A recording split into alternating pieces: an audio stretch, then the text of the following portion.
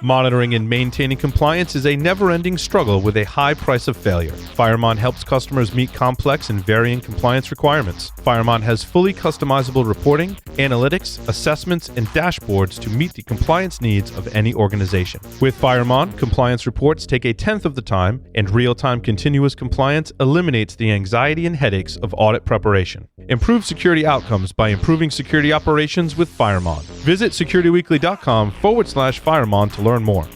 Cybercriminals are working overtime. Last year in the fourth quarter alone, phishing attacks disguised as COVID testing information increased by 521%. Barracuda has identified 13 types of email threats and how cybercriminals use them to steal money from your company or personal information from your employees and customers. Find out about the 13 email threat types and how Barracuda can provide complete email protection for your teams, your customers, and your reputation. Get your free ebook at securityweekly.com/Barracuda. That's securityweekly.com/Barracuda.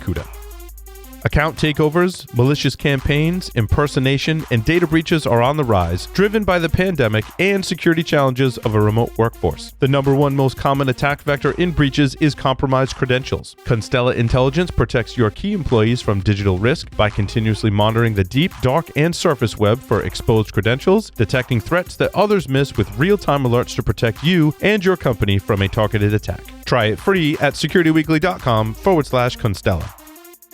Welcome back to Business Security Weekly. I am your host, Matt Alderman, joined by Jason Albuquerque and Tyler Robinson. Don't miss any of your favorite Security Weekly content.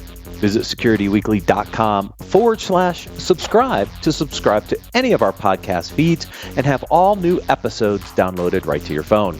You can also join our mailing list, Discord server, and follow us on social media and our streaming platforms. Also, don't forget to check out our library of on-demand webcasts and technical trainings by visiting securityweekly.com/on-demand. All right, gentlemen, articles of the week. I have to start with this first one. I love it. CISOs are still chiefs in name only.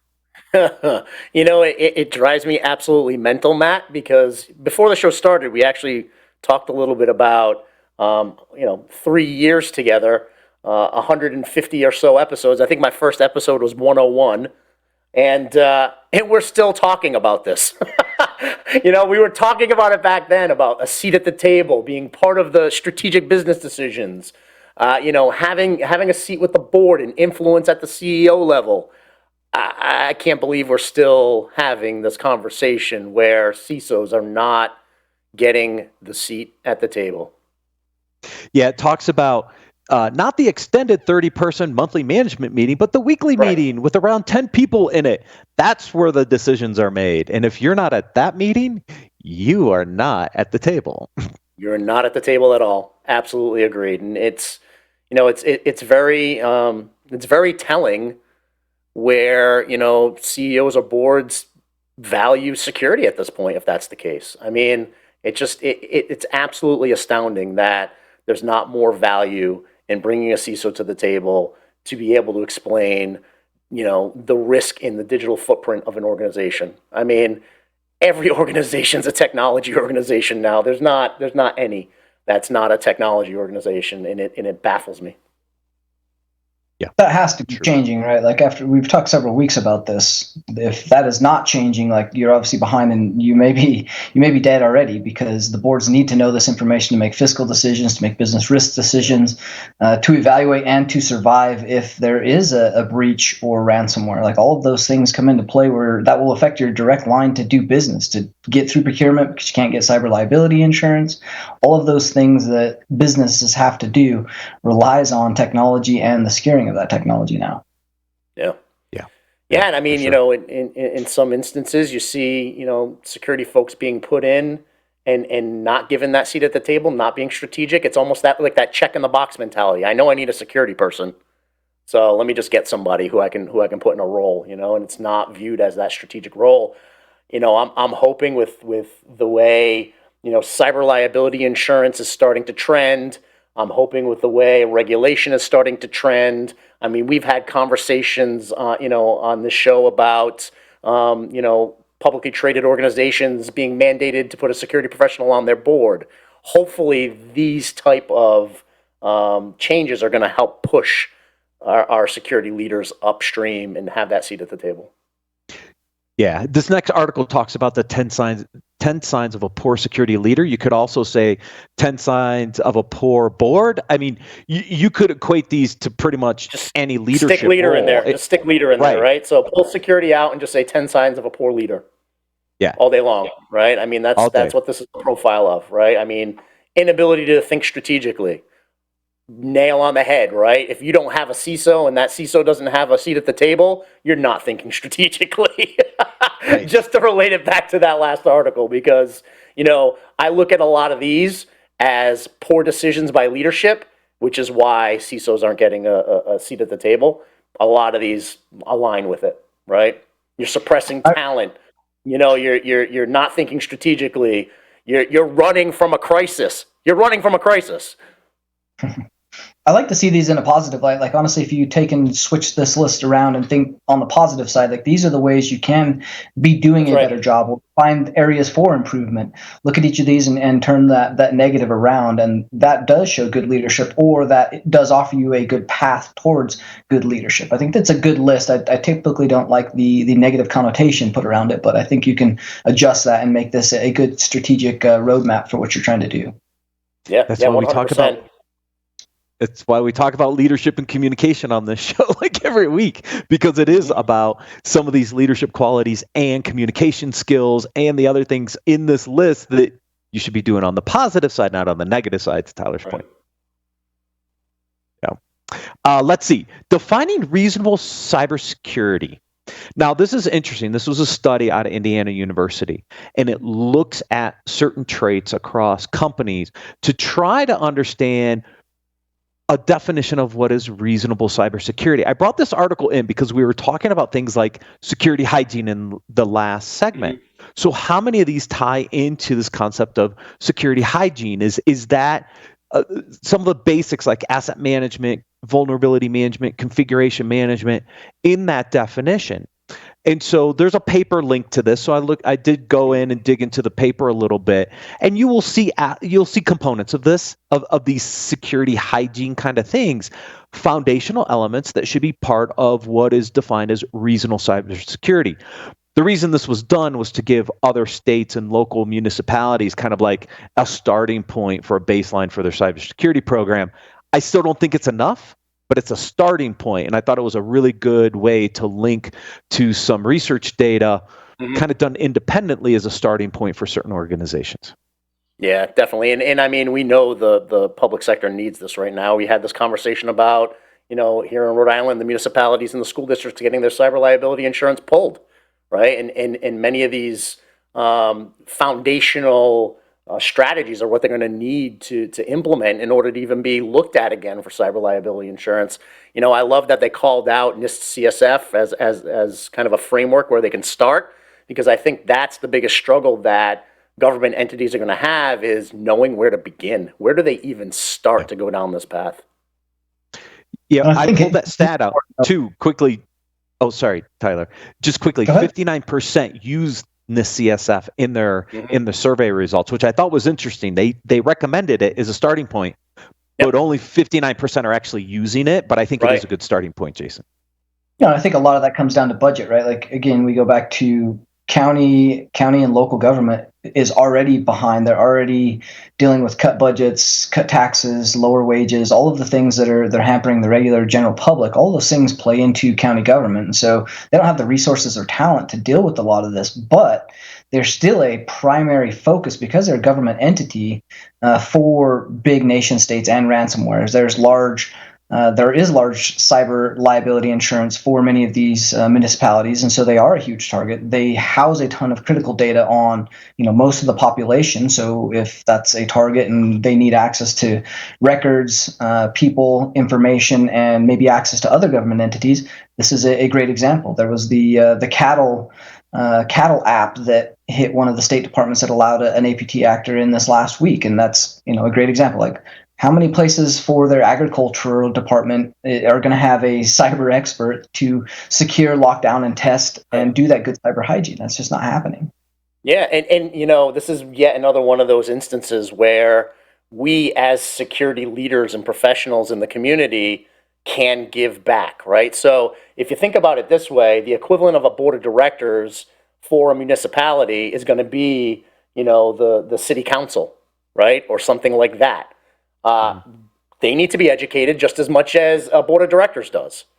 So, when you have the ability to join a city council meeting, there's public comment that's part of it. I sat on a city council for a while. I wanted to give back to my community. There are opportunities for that. City councils can spin up advisory committees. You can have, we could go in front of a city council and recommend IT advisory committees, cybersecurity advisory committees. I'm sure you can have professionals within your municipality or county that would want to give some time back to the community. Perfect way to do it. But I think it's up to us to go influence those elected officials to make good decisions and spend our tax money wisely.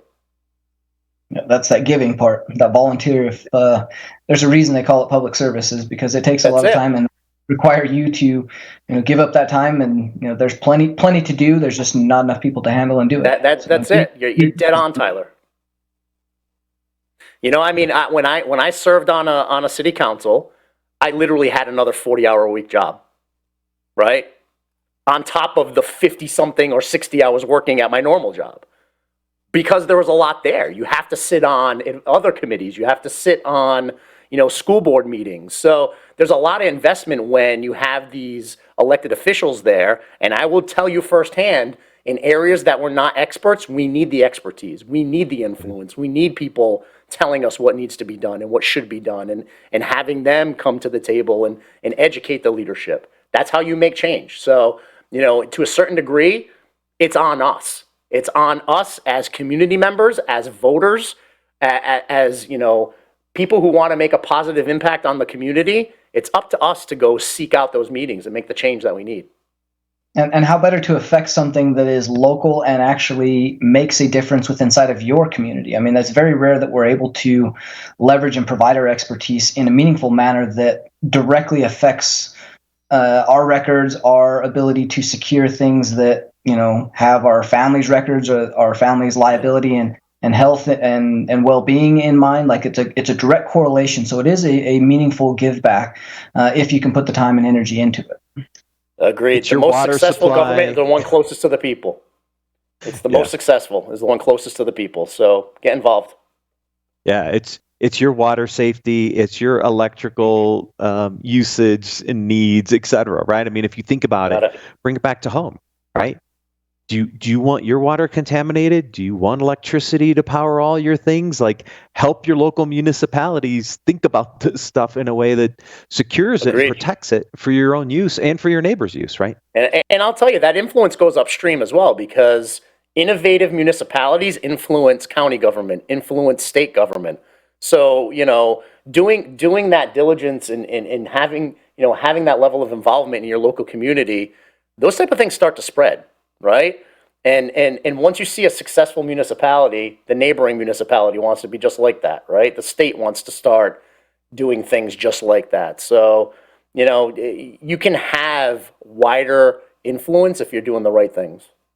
Yeah, for sure.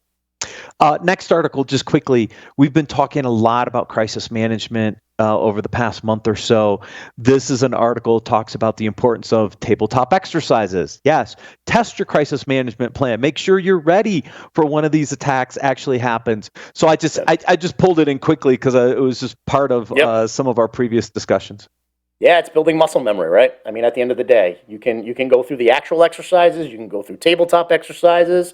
It's one of those scenarios where you're not always going to get the opportunity to do, I'll call it live fire exercises, right? Like we call them in the military. But tabletop is going to help. It helps you keep that muscle memory. Yeah, exactly right.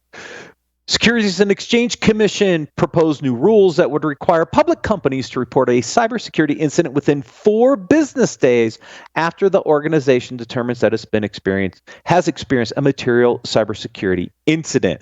Now, quotes around material cybersecurity incident, but you're starting to see some push on the federal side for more disclosure. If you're a public company, a little more scrutiny might influence the board's decision to put security expertise on the board. It might not yet. but we are starting Right. to see some movement here. Yeah, and this is exactly what we talked about, the pressures, right? The pressures on the businesses to make change. Now, I'm torn, right? I look at this and I'm torn, and I say, do we need this type of radical, let's call it, regulation? Sure. Do we treat every single vertical the same and say 4 days is enough? I don't know, right? Yeah. Because, every type of business, every vertical, they're different. So I don't know if it's going to be effective being that tight, right? And really treating all of these verticals and businesses equally. Yeah, because a lot of our critical infrastructure sectors are not publicly held companies, right? So when I think about the importance of critical infrastructure, which we were just talking about, municipalities and all this other stuff, none of them are public. So this doesn't even impact them. This is all the other public companies. Now, to your point, Jason, if you're public healthcare, public finance, certain public energy, maybe these are important things, but does every industry need the exact same guidelines? Maybe not. But forcing this requires public companies from a fiduciary responsibility to think about security, which I hope is what influences boards to get their act together around security. Agreed. And I balance the fact, would we have a better impact if that requirement was force every board to have a cybersecurity expert on it? And now they can help determine risk and risk appetite, right? And those type of things, and their disclosure procedures. What's material from a cybersecurity incident perspective? Define material, right? Tell me what that means. Yeah, there's a lot of gray there. I would much rather see some company push to, like you said, have a cybersecurity expert on the board and have some oversight around that, because this is a ton of paperwork. There's a ton of money being put into this. There's going to have to be oversight. There's going to be all kinds of people. So I would much rather see some other things. But hey, maybe it's a step in the right direction. Maybe not. Yeah. I brought this next article from Mr. Albuquerque. CISOs struggling to fill their vacancies should take a closer look at the opportunities afforded by military veterans. Yes, and yes. And hey, by the way, did I say yes? I mean, there's one sentence in here I think that sums it up, right? It's modern military life involves 3 key tenets: learning, flexibility, adaptability. That's everything we need, right? I mean, the hunger to learn, the aptitude to learn, the attitude to be flexible, the attitude to adapt and overcome. That's the mind share that we need. And then if you start, looking at the right MOSs, the right job categories in the military, you can start bringing people in, right? It's and they called out a couple of really good sites, Hire Heroes and Hire Vets. Start thinking outside the box, because there's military MOSs that can align.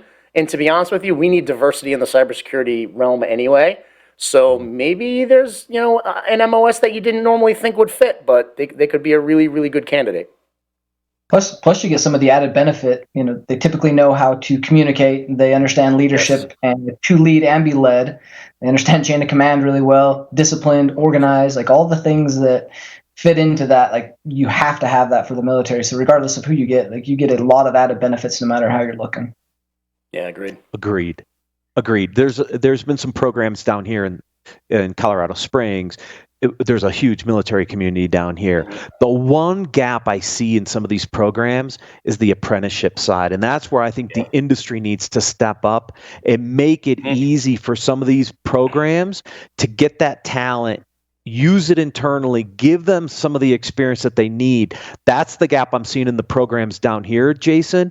I'd love to see more cybersecurity companies offer apprenticeships into these programs to move military folks who are interested in cybersecurity, go through some of these learning programs, but then give them the hands-on experience to allow them to come into the industry. Yeah, we're having these conversations in Rhode Island right now, and honestly, it's something I've been pushing for a long time.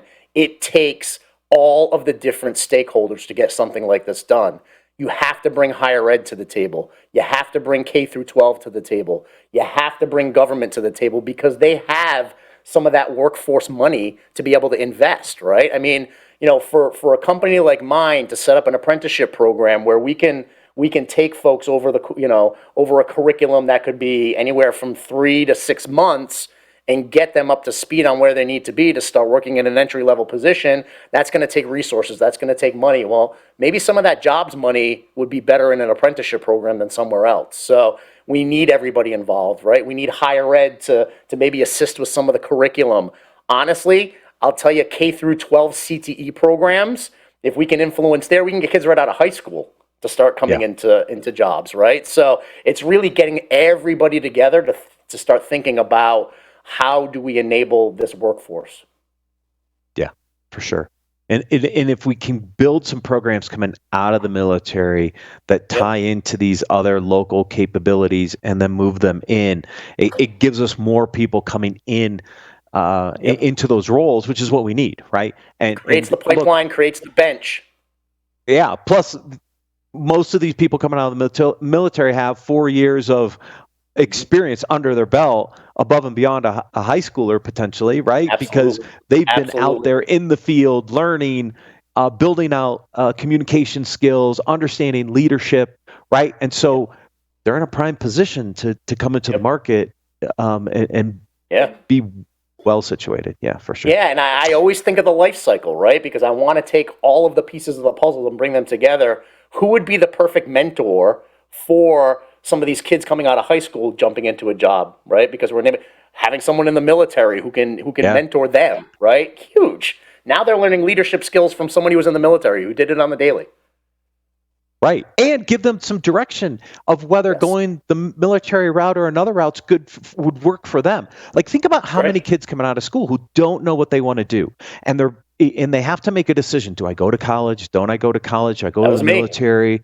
Right. It was you. This is why I love this article, is because this was Jason Albuquerque. Right. And so I think by bringing some of these programs together and bringing some of these military folks together, it would help our younger generation make decisions that will benefit them, but also potentially our own industry, because they would be good mentors to help direct people. Yep. 100%. So again, it leads to a lot of these HR conversations we have during this segment is just rethink the way we hire, right? Make it a big tent scenario instead of the small tent. Right. We like that big tent. I know we're crunched for time today, so gentlemen, thank you so much for joining me today. Thank you everyone for watching and listening, and we'll see you next week on Business Security Weekly.